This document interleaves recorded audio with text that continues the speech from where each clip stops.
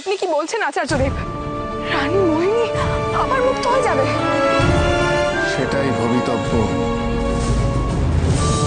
কিন্তু আপনি, আমি বলতে চাইছি, আপনি তো ওকে মায়াজালে আটকে রেখেছেন। আমার আমার মায়াজালের বাঁধন ছিন্ন হবেই বুদ্ধিরাম। কিন্তু কিভাবে আচার্যদেব? আপনার মায়াজালের বন্ধন মোহিনী ছিন্ন করার শক্তি পাবে কি করে? মোহিনীর মধ্যেকার শক্তি আসলে পিশাচের অশুভ শক্তি। যে পিশাচ ওকে গ্রাস করে রেখেছে সেই ওকে শক্তি যোগাবে, ওকে ওকে আরো আরো ধ্বংসের খেলায় মত্ত করে তুলবে। আচার্যদেব, এই শয়তানকে কি পুরোপুরি ধ্বংস করা যায় না? আপনি তো এই শয়তানকে হত্যা করে। কেন আচার্যদেব, কেন পিশাচকে ধ্বংস করা যাবে না? পিশাচ কোন কোন শক্তি নিয়ে গড়ে উঠেছে তা জানো? লোভ, লালসা, ঈর্ষা, ধ্বংস, এ সব কিছুর মিলিত এক মহা অশুভ শক্তি হলো পিশাচ।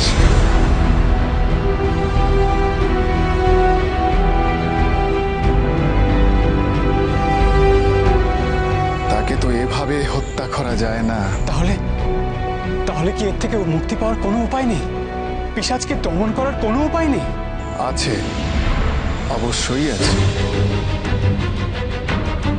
ওই পৈশাচিক শক্তিকে জ্ঞান, আত্মত্যাগ আর শুভ বুদ্ধি দিয়েই একমাত্র দমন করা যায়। পিশাচকে ধ্বংস করার জন্যে এমন এক শুভ শক্তির প্রয়োজন যার জন্ম হয়েছে পিশাচের মুক্তির মুহূর্তে। সেই শুভ শক্তির দ্বারাই পিশাচকে সম্পূর্ণরূপে ধ্বংস করা সম্ভব। আচার্যদেব, এরা দুজন তো ওই মুহূর্তেই জন্মগ্রহণ করেছিলেন। তাহলে এদের মধ্যে কে এই গুরু দায়িত্বটা নেবে?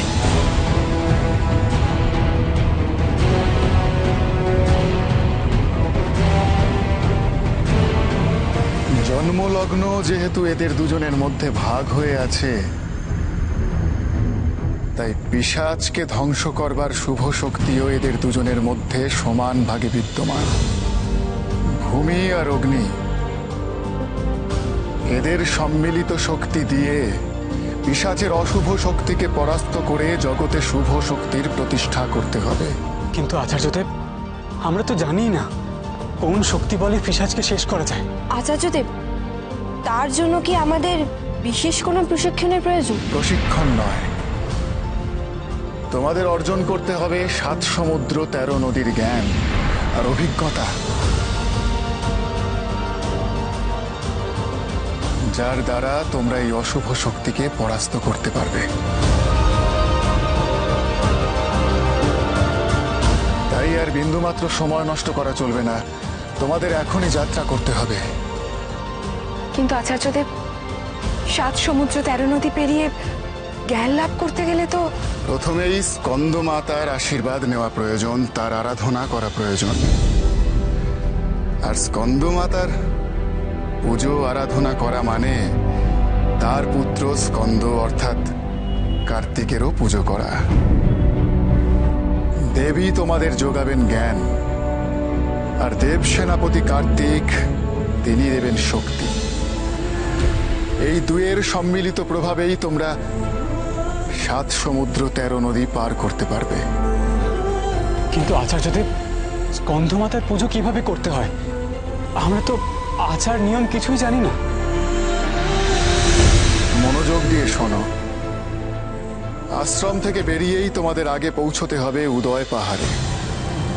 সেই পাহাড়ের ওপরে আছে এক কাক চক্ষু সরোবর। সেই সরোবরে অজস্র পদ্ম ফুটে আছে। তার মধ্যে থেকে একটি পদ্ম নিয়ে তোমাদের দেবীর চরণে সমর্পণ করতে হবে, তার পূজা করতে হবে। মনে রেখো, দেবী সিংহবাহিনী কিন্তু আসলে পদ্মাসনা। কিন্তু আচার্যদেব, আমরা সেই জায়গায় পৌঁছবো কি করে? লক্ষ্মী পেঁচা তোমাদের যে পালকটা দিয়েছিল সেটা আছে তো তোমাদের কাছে? হ্যাঁ আছে গুরুদেব, এই যে এই যে। বেশ, এই পালকই তোমাদের পৌঁছে দেবে উদয় পাহাড়ে। জানালি রানীমা তো এখনো এলেন না। হ্যাঁ, এই রামধনুর পথ দিয়েই তো মহারানী। হ্যাঁ, আমিও তো সেই কথাই ভাবছি, কিন্তু কোথায় রামধনু? ওখানে তো শুধু মেঘ আর মেঘ। রানীমার কোনো বিপদ হলো না তো?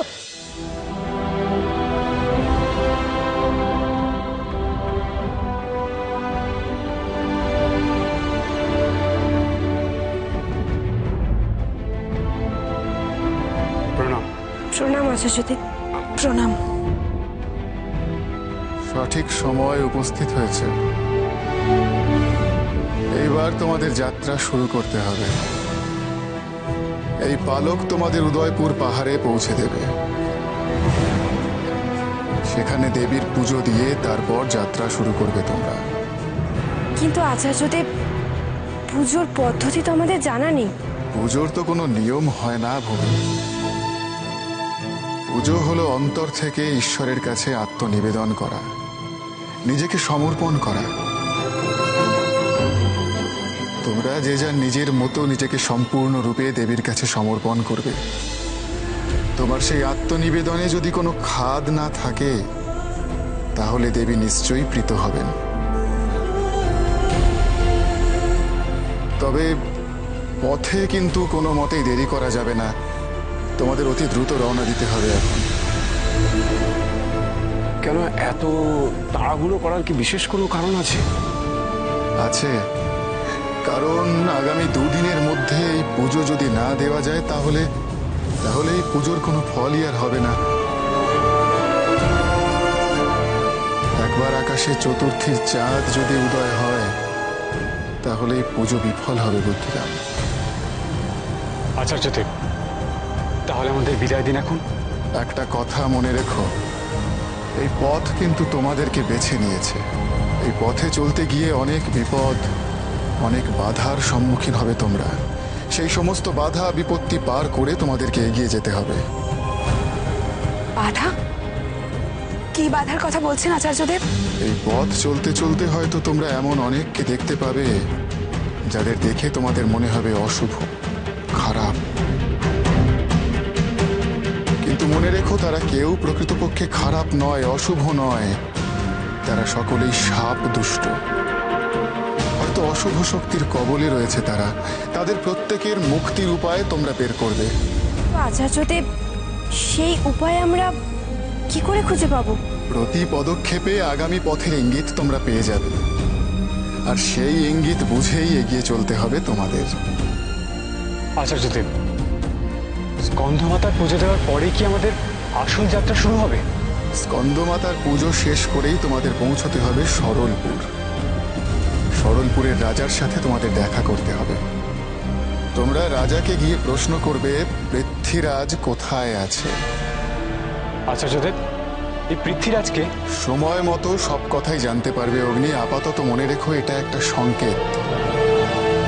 এই সংকেত থেকেই রাজা তোমাদের শনাক্ত করবেন, আর তোমাদের আগামী যাত্রাপথের জন্য তোমাদের সাহায্যও করবেন। মনে থাকবে আচার্যদেব, আপনার সব কথা মনে থাকবে। অগ্নি, ভূমি, এদিকে এসো।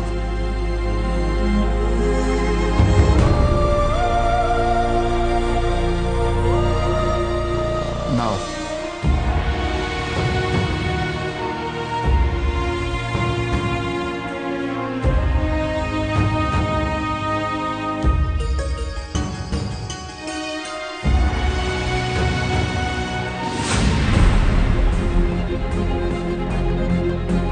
দুশ্চিন্তা করো না। এই পবিত্র মানচিত্র যাতে কোনো অশুভ শক্তির হাতে না পড়ে, সে কারণেই আমি এটাকে অদৃশ্য করে রাখলাম। যে মুহূর্তে এই মানচিত্রের প্রয়োজন তোমাদের পড়বে, তখন তোমরা দুজনে যুগ্মভাবে একে স্মরণ করবে। তাহলে এই মানচিত্র আবার তোমাদের সামনে আসবে। এবার তোমরা আমার সঙ্গে বলো, असतो मा सद्गमय असतो मा सद्गमय तमसो मा ज्योतिर्गमय तमसो मा ज्योतिर्गमय मृत्योर्मामृतंगमय मृत्योर्मामृतंगमय। আচার্যদেব, এই মন্ত্রের অর্থ কি? এর অর্থ আমাদের অন্ধকার থেকে আলোর দিকে নিয়ে চলো, আমাদের অসৎ থেকে সতের পথে নিয়ে চলো, আমাদের মৃত্যুর থেকে জীবনের পথে নিয়ে চলো। এসো আদিত্য।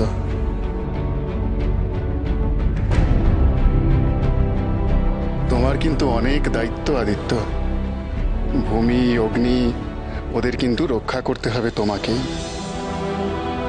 আর সব সময় মনে রাখবে, এই আশ্রমে তুমি যা যা শিখেছ উপস্থিত বুদ্ধি দিয়ে তার প্রয়োগ করতে হবে। আর যদি কখনো আমাকে দরকার পড়ে তাহলে আমার কথা স্মরণ করো, আমি তোমার সাথে যোগাযোগ করে নেব। না, আমি যাব না। আমি তোমাকে ছেড়ে কিছুতেই যাব না। তাহা বললে কি হয় আদিত্য? যেতে তো তোমাকে হবেই। সময় হলে সকলকেই চলে যেতে হয়, তোমাকেও তো যেতে হবে সত্যের পথে। না, আমি যাব না। আমি কিছুতেই যাব না। আদিত্য, এসো আমার কাছে।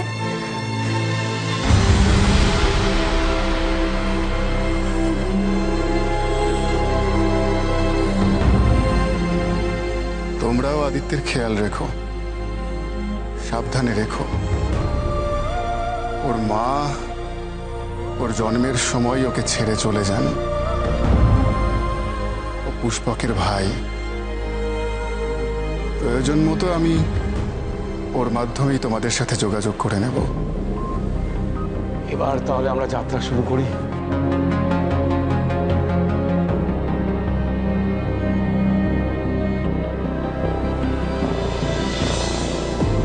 তোমাদের যাত্রা শুভ হোক। যা যা বলেছি সব খেয়াল রেখো। শুভমস্তু।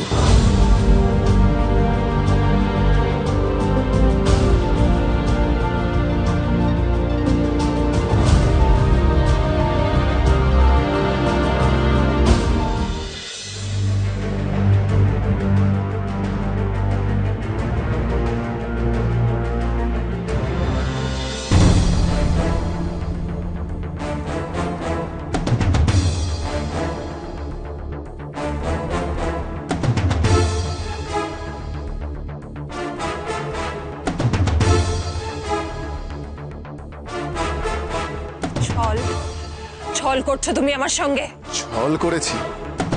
কিসের ছল করেছি আমি? এই যে ছল করে আমাকে এইভাবে বন্দি করে রেখেছো এখানে। তুমি ছল করে আশ্রমে প্রবেশ করনি নিজের স্বার্থের জন্য? কি হলো বলো? তুমি ছল করেছো নিজের জন্য, নিজের স্বার্থে, অশুভ উদ্দেশ্যে। আর আমাকে মায়াবিদ্যা প্রয়োগ করতে হয়েছে ভূমি আর অগ্নির জন্য। পারবে না। ওদের প্রাণ রক্ষা তুমি শেষ পর্যন্ত করতে পারবে না। একদিন না একদিন তো আমি এখান থেকে মুক্তি পাবই। জানি, সে কথা আমি খুব ভালো করেই জানি। জানো, এই 1000 বছরে মানুষের লোভ বেড়েছে, আর তাতে তোমার ক্ষমতাও বেড়েছে।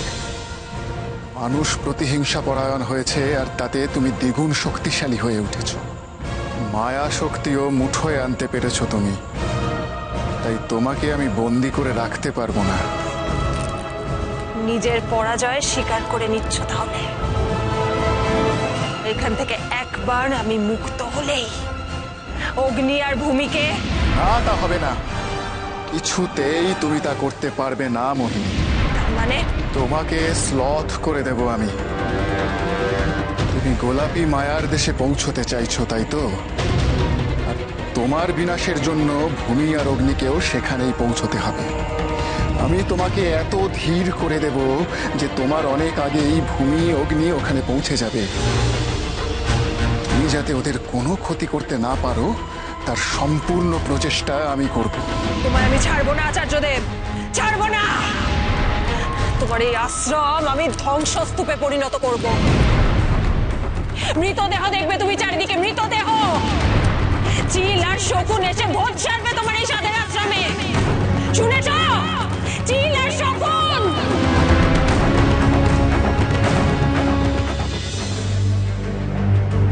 ওই দেখো,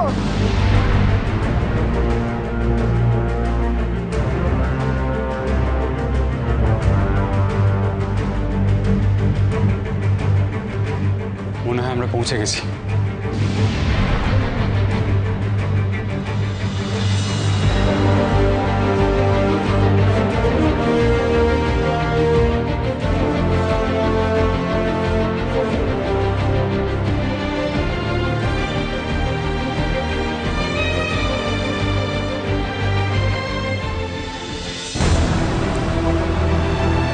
অগ্নি,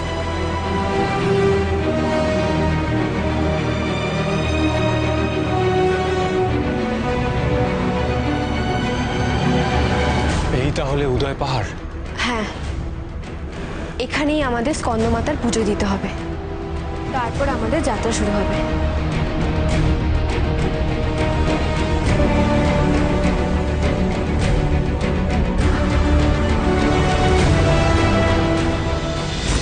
ব্যাপার বলো তো, এ তো ভোর হয়ে গেল।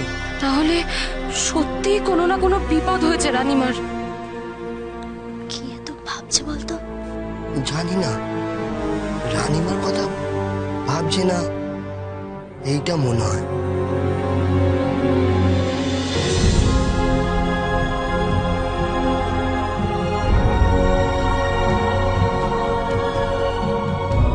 ভূমি, আমরা কি এবার তাহলে? এবার আমাদের পাহাড় চূড়োয় পৌঁছতে হবে। সেখানেই আছে সরোবর, আর সেই সরোবর থেকে পদ্ম ফুল তুলে আমাদের স্কন্দমাতার পুজো করতে হবে। কতটা পথ আর হাঁটতে হবে?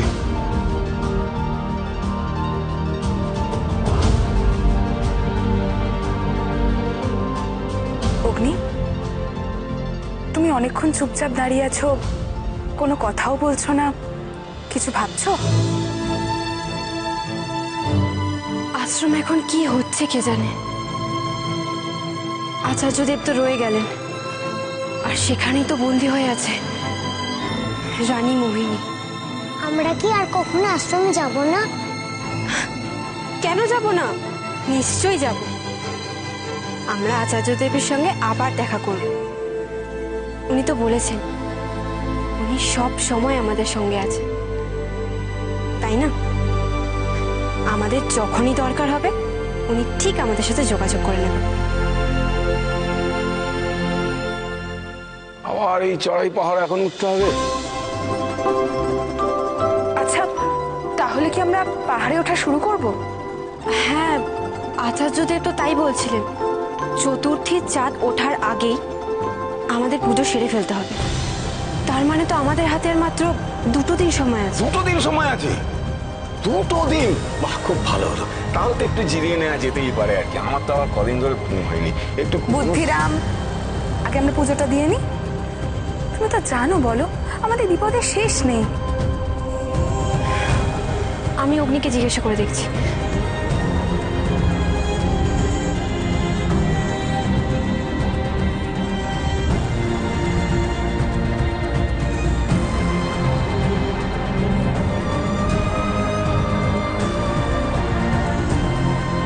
অগ্নি, তুমি এখনো চুপ করে আছো যে? তুমি কিছু বলবে না? আচ্ছা, আমরা পুজোটা সেরেই কি তবে? আমার তো কিছুই বলার নেই রাজকন্যা। আপনি যা সিদ্ধান্ত নেবেন আমি তাই করব। অগ্নি, এসব তুমি কি বলছো? এভাবে কেন কথা বলছো? আমাকে আপনি করে রাজকন্যা বলে, এসবের মানে কি অগ্নি? হ্যাঁ রাজকন্যা, আপনি আমাকে যেমন ভাবে আদেশ করবেন আমি ঠিক তেমন ভাবে কাজ করব। আপনি বলুন, আপনি কি করবেন? আপনি কি আগে পুজো সারতে চান নাকি একটু বিশ্রাম করতে চান?